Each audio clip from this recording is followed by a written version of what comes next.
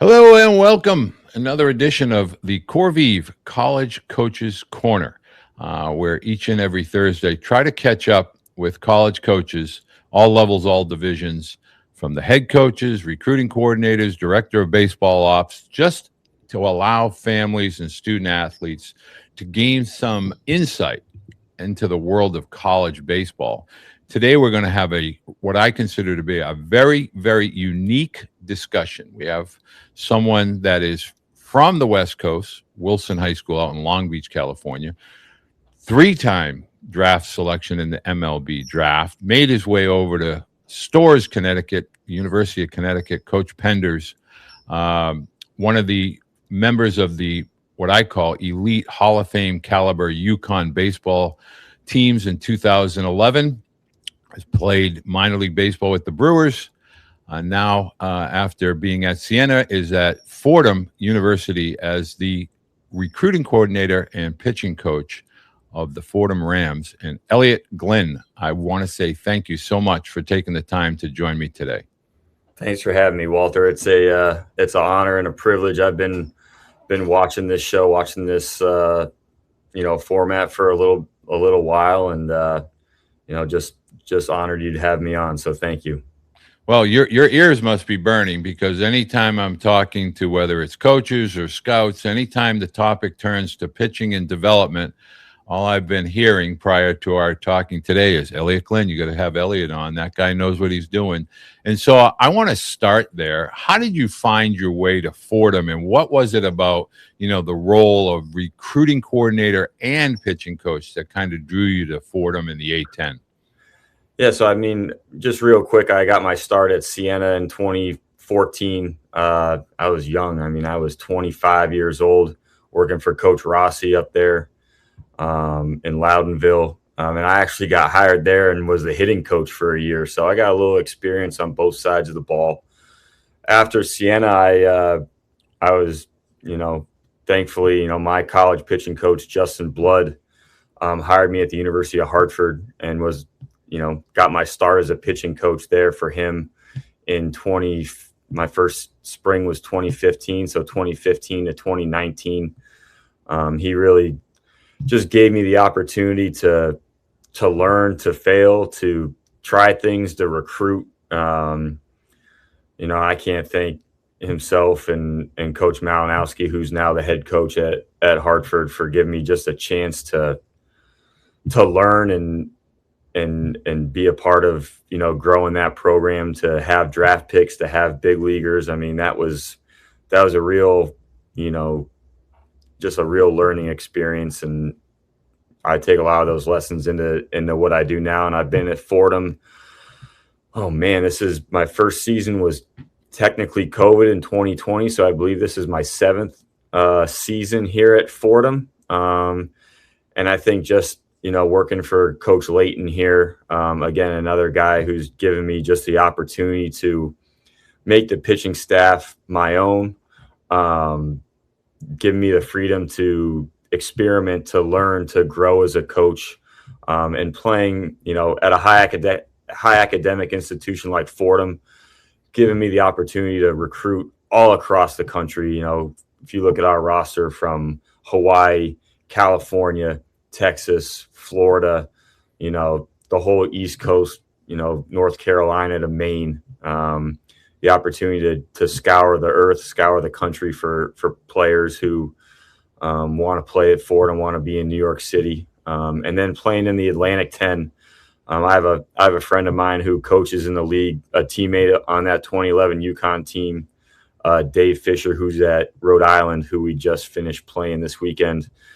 We say it all the time, man, this league it's 12 deep. It's extremely competitive. It's a one bid league, but it always seems that one bid in our league is always a 2 or a 3 seed in the NCAA tournament. And it's making a run at a super regional. So you've got to be ready to play at a high level in this league. And it just forces me as a coach to recruit guys who are, talented, who are ready, and be ultra prepared, have our guys prepared to pitch to both sides of the plate, to control the running game, to execute game plans. And that's just been that's the most exciting part, is like you get a chance to play high level, serious baseball and prepare your players in that fashion. You know, you and I were talking a little bit prior to us coming here, and what I want to talk about is the development of young pitchers. You know, a lot of young pitchers, particularly at the high school ages, they're chasing that pot of gold at the end of the rainbow, velocity, velo, and really in college, while that does come in handy, if you just look at some of the box scores, we're seeing, you know, some scores that are slightly inflated, all up and down of college baseball, not just Division I, all over college baseball. How do you help high school arms really transition, not only physically, but mentally, to what it's really going to take with regard to strike zone management, you know, reading hitters, things like that? What is some of the developmental topics that you discuss with your younger pitchers when they first step foot on campus at Fordham? Sure. I'll be honest too, like I'm not immune to giving up some of those big numbers either. You know, it's the way the game has been trending a little bit. So I'm not perfect. I'm not, you know, we're not putting up shutouts every weekend. But just to prepare and develop these guys to be ready to see and compete against what they're going to see on a daily basis. I think, you know, starting from the ground up, and I'll kind of keep this towards like the concepts and maybe just the strategy, is like, you know, I think being able to pitch at the bottom of the zone, being able to get to your glove side, those are things that we talk about ad nauseum early on throughout the season. Like, look, you could have all the metrics that tell you need to pitch at the top or pitch here or do this. At this level, where you guys are at in your development and your career, you got to, if it's a 3-1 count or a 2-0 count, can you throw a pitch down and away from a right-handed hitter? Can you throw a pitch down and away from a left-handed hitter? Can you throw your fastball when you're behind? Some of those like basic, you just can't skip steps. You know, I think we can fall in the trap of, you know, thinking they already understand that, and maybe some of them do, but don't assume that. Don't assume that they know how to get to their glove side, you know, at will when they need it, when they're in a 1-0 count. So just starting with the foundational aspects, teaching those concepts, understand what a throwing program looks like, you know, where pitch development really starts, you know, not on the mound. Pitch development starts in your catch play. If I go out, and this is something with Northeast pitchers you deal with all the time. If they're stuck indoors and they're throwing into a net, they'll get themselves to a point where they're ready and loose with their fastball, and they'll throw, you know, 4 or 5 changeups in their bullpen, and then they'll say, "Why didn't my changeup's just not very good?" It's like, well, if I went out and, you know, I hit 2 or 3 putts before I played 18 holes, and then I shot a 95, and I'm like, man, I'm just not a very good putter, you know. Maybe it's because I'm not putting the repetition and the time into developing that aspect. So, right. You know, if I throw 10 to 15 changeups every day and catch, and you throw 2 or 3 over the course of a week, whose changeup's going to be better over the course of a month, over the course of a year? So getting them to understand that there's no shortcut. It's repetition. It's concentration on the repetition. Those are going to be those foundational aspects that are going to carry you into bullpens, going to carry you into games, carry you in the fall, into the spring, and make you a viable option. So really just the foundation of repetition is going to be king. Concentrated repetition is going to be really important. And then I'd say, like, I think the word development gets thrown around, and it's a great word, but it's really hard to develop if you're not given the opportunity to fail, get back up, and try again. And I think within our program too, like, you can check the roster. I don't know if we've had a pitcher transfer out of here in 3, maybe 4 years now, as an undergrad. You know, you look at our weekend rotation, it's a sophomore who pitched as a freshman.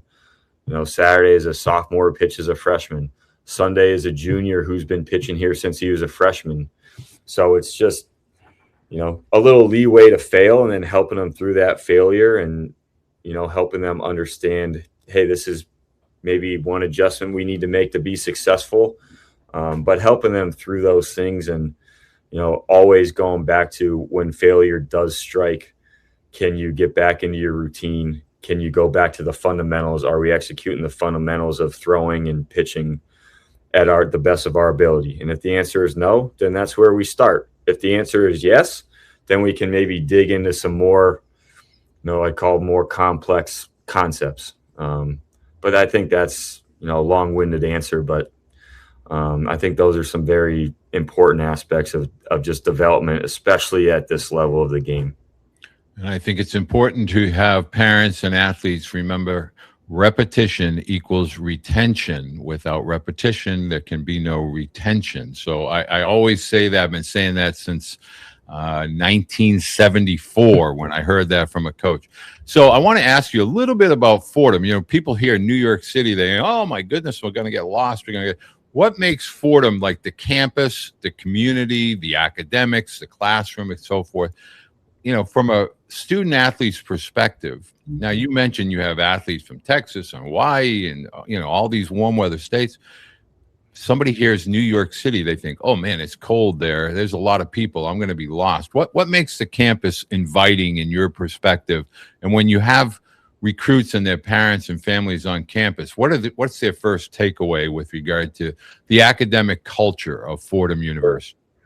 Well, I think the first thing that people say when they come visit is they say, wow, I didn't know that this place was like this. And, I didn't even know it was here. You're talking about a true college campus.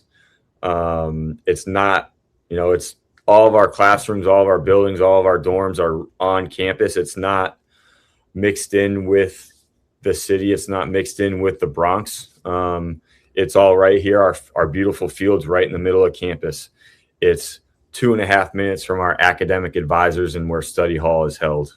Everything that you need as a student athlete is within an 8-minute walk in a closed campus setting. I compare. I'm from the West Coast, as you said.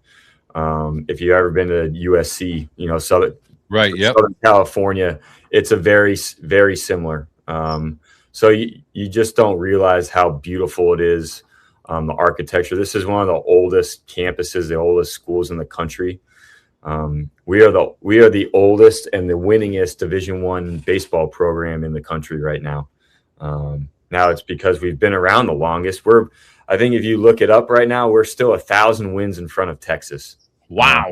I never knew that. I could win a trivia contest with that. Yeah. So the winningest baseball program in the United States is Fordham.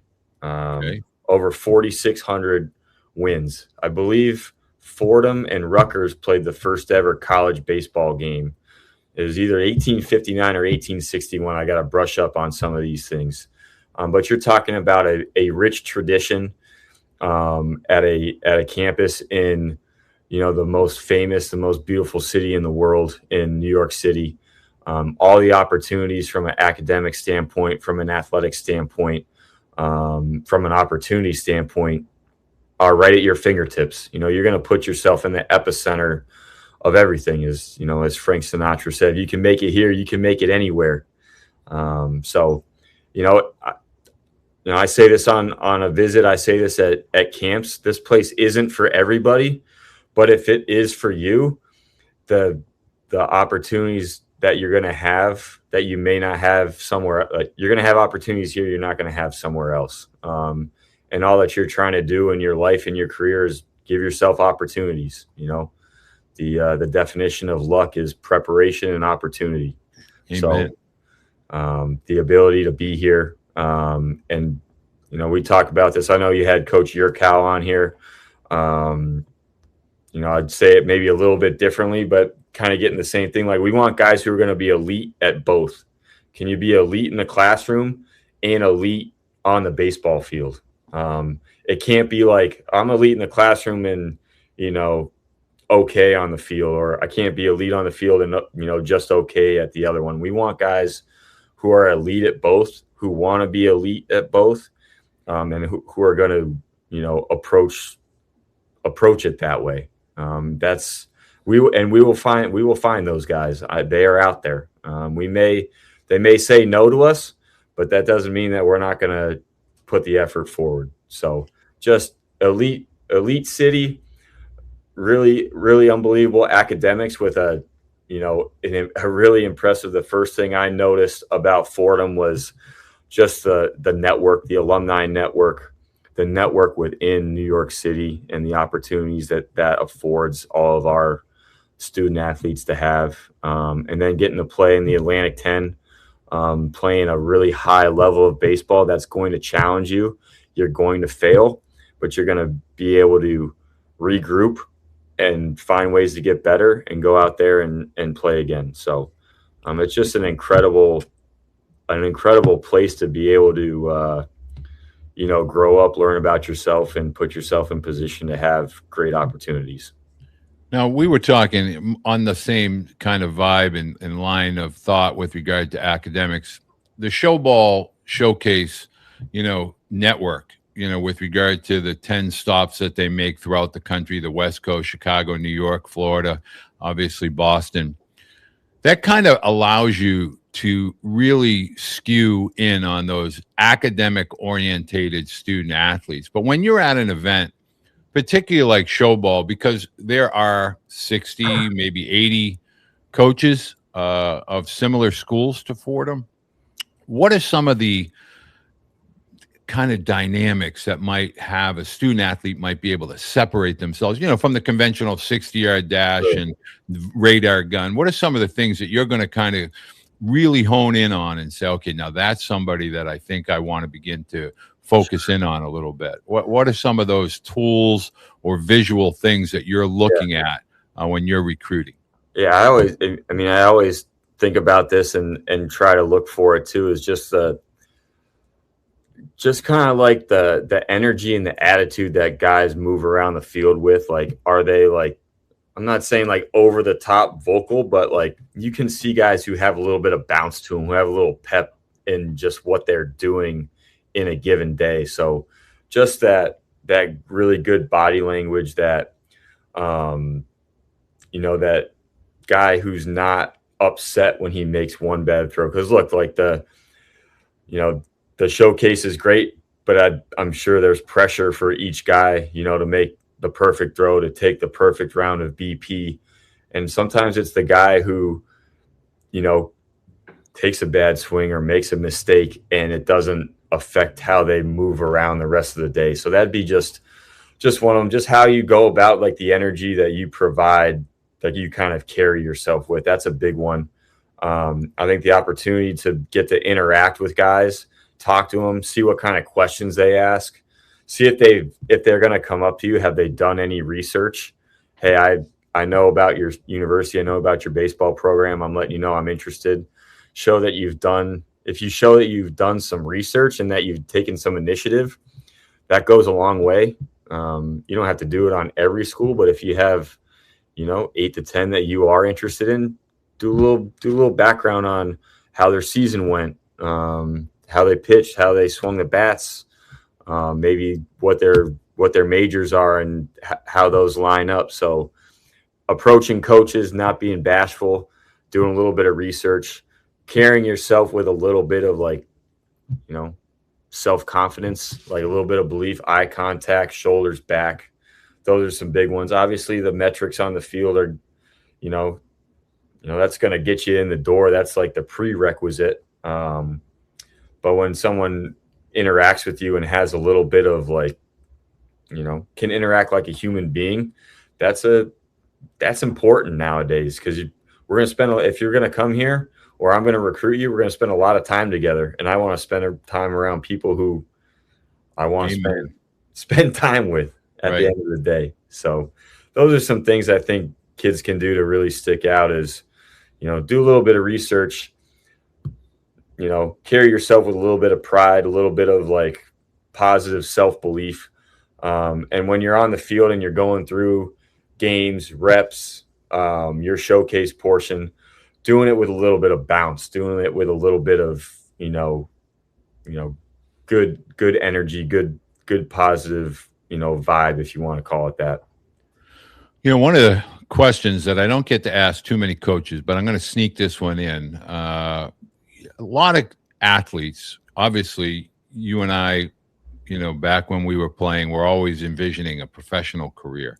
And when I talk to athletes, they're always talking to me about, okay, I want to go to a school where I'm going to get exposure. I want to have the opportunity to develop and play professional baseball. Well, now you played in arguably one of the biggest states high school wise and one of the best high schools in the country at Wilson. You played at UConn. You played with George Springer. I mean, you played with big leaguers. You were in a regional, a super regional against arguably one of the top 10 teams of all time. And then you went on to play professional baseball. Could you please summarize from your experience the process of getting to pro ball? Pro ball is not the glorious kind of diamond chains and all this stuff when you get there. It's a lot of hard work. And the funnel, when you get to college, is as tight, if not tighter, than pro ball. And pro ball is a grind, as is college baseball. Can you talk a little bit about what it's really like in those environments of Fordham, UConn, sure. Division I, fighting to get between the lines is my main point. Sure. It's one thing to get a uni. It's another to get between the lines on a regular basis. And then it's a whole nother to get drafted, because just to get drafted, you have to be really, really talented and have the patience mentally and physically to go through that grind. Sure. One thing, even nowadays, I have to remind myself, and I think it's, something that I look back on, even my high school, career, the team we had in 2007 at Wilson, who was the #1 team in the country, was just really enjoying that whole experience, like enjoying those practices, enjoying those opportunities to play. We had really good players on that high school team. We had first-round picks. We had Division I players. But I look at those guys as playing to really enjoy that opportunity at that time. It wasn't so much about like, we got to play well so so-and-so like gets a scholarship. Like, it's about just being the best you can be in that moment, in that season, in that practice, in that game, and then taking that experience and then learning and trying to can carry it on or make adjustments for the next time. When I got to UConn, in my freshman year at UConn, we were 27-28. Coach Penners and Coach Blood had a vision and knew what they wanted the program to be. And I thought it was the players enjoying being on the field together, trying to be the best that they could be and doing whatever they could to try and win. And when we won a game, we did whatever we could to win the next one. And when you looked up at the end of the year, yeah, you found yourself hosting a regional. You found yourself winning a regional. You found yourself a couple of wins away from Omaha. And I think the draft opportunities for me, and I may be a little different, they came from me being around some really talented players, but contributing to winning. I think that scout, I was 86, 88, maybe touching 89 here or there in high school, left-handed. But I found myself, or people found me on the mound when, it was 2-1 in the 6th inning and I had started the game, and, we're facing El Medina and Freddie Freeman. Like, hey, figure out how to win this at bat, how to win this opportunity. So it's just taking care of those moments. And I think those moments add up to the opportunity. Now, and this is probably where my mindset wasn't right in pro ball, and I'm sure this is not that different than today, is you get to pro ball and the goal is just to get to the big leagues. Yeah, I got to get to the big leagues. And you stop taking care of, like, the moment a little bit. You start, what did that guy do? Do you see that guy in high A? Like, he's got an 80 ERA. How come they're not calling me up? Like, I've got a 2.5. Like, and you start focusing on those uncontrollables. And it's really easy to say, like, there's a lot of distractions now. You can see, I'm sure, amen, high school kids you're working with are seeing kids in their class. Like, you see that 2027, he's throwing 99. Like, I'm not throwing 99. Like, I've got no shots. Like, run your race, take care of today, get the most out of today, And if you keep stacking them, there might be an opportunity. It's not guaranteed, but the guys who can just take care of business on a daily basis and actually like enjoy being like, I don't know how many games the prep schools are. Maybe they're 18 games and enjoy being 14-4. Enjoy the opportunity to be able to play in a postseason game. I don't know how long I've been in baseball from high school to now. Like maybe I've been a part of 45 postseason games. Like those games will change your life. They'll change your life, whether in high school, in college. If you get a chance, we say this to our team all the time. If you get a chance to go to the NCAA tournament, it'll change your perspective on a lot of things. You just got to do everything you can to get put yourself in position to maybe get there. And if you get there, it's a life-changing experience. One of the greatest lines that my father ever used to use with me when I was a kid was, you can't rack them unless you stack them. And he was always talking about days. So many people lose sight of that, being present today and stacking one at a time. And sooner or later, you look back behind you and you got a whole bunch of good days. Last question. I'm going to put you on the hot seat here. A lot of parents don't take, sometimes I'll tell them that, when you're contacting a coach, you can't be doing the whole email bomb thing. You can't be just creating a standardized letter and replacing a name here and replacing a school there. What's the email that's going to I want you to talk directly to parents, but more importantly, directly to student athletes who are the ones that should be writing the emails. What should that email say in the subject line, and what should be present in the body of that email? Sure. I'd say the subject line needs to be obviously name, year of graduation. I would say position that you play. And then I would also give me a couple of physical attributes, whether it's height, weight, or left-handed pitcher, velocity. Like give me some attributes. And then I would say, like, within the body of the email, make sure you address like the coach that you're sending the email to. I would refrain from saying coaches, comma, and then here I am, or no, like, dear coach, introduce, say, Coach Glynn, my name is so-and-so. I'm a 2027. Give me position. Give me a couple of metrics. Attach a transcript. That's always good.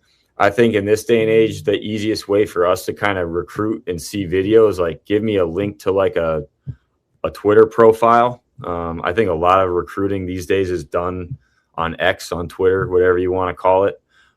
It's just easy to like see a bunch of videos, one after another. The transcript is a big one for us too. Like we've got to make sure that we can, you're recruitable from the classroom perspective. If you're not a certain GPA or taking a certain course rigor, it's not really going to matter how great the video or the metrics are. So give me name, graduation, position. Give me a proper introduction. Give me a little bit of background on where you're from, where you go to high school. And then give me a link to that Twitter page if you've got videos on there. If you don't have videos and information on there, I would do that. That's where a lot of this stuff is getting done now.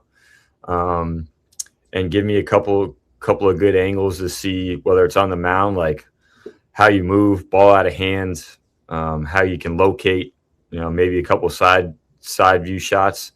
And then same with the hitters, like give me a couple of good, some live action is always really good. Bullpens and cage work, it's not the worst thing, but at the end of the day, you want to get good players. You want to see guys play. I agree with that, and you can also find Fordham in the Blue Book app and put your videos in the Blue Book profile, which will have your X profile, your Snap, all the other stuff that I know nothing about in today's world. But Elliot, I want to say thank you. You are truly everything that all of your fans have led me to believe. You're extremely knowledgeable. I would encourage parents, athletes, Fordham University, over and above the trivia question of the winningest college baseball program that I did not know. elite academics, tremendous conference and coaching staff. And I strongly encourage you, whether it's via the show ball camps or even the Fordham camps, which we will have listed in our Blue Book profile under Elliot Glynn's profile on the Blue Book, all the camps. I encourage you, go to campus, be a part of seeing the area, because don't take someone else's word for it. Fordham is a spectacularly beautiful campus, especially this time of year, as well as in the fall. And yes, it is cold in the Northeast, but oh, by the way, there are 4 seasons, not 1. So, Elliot, thank you so much for taking the time to join us today. I really appreciate your time. Thank you so much for having me on, Walter. It was an honor. Thanks for letting me speak a little bit about the game, about our university, and yeah, looking forward to staying in touch, chatting again, and talking soon. Absolutely. Thank you, Captain. All right. All proteins are not the same. I encourage you to choose a grass-fed whey protein. The cattle have a cleaner diet, grazing on natural grass, which is going to mean that it's going to have higher branched chain amino acids, also your omegas and your CLAs. I'm telling you, it matters from a recovery standpoint. Choose the best protein and you're going to see the best gains and the best recovery. I'm telling you, athletes, make a wise choice, because it matters what you put in your body.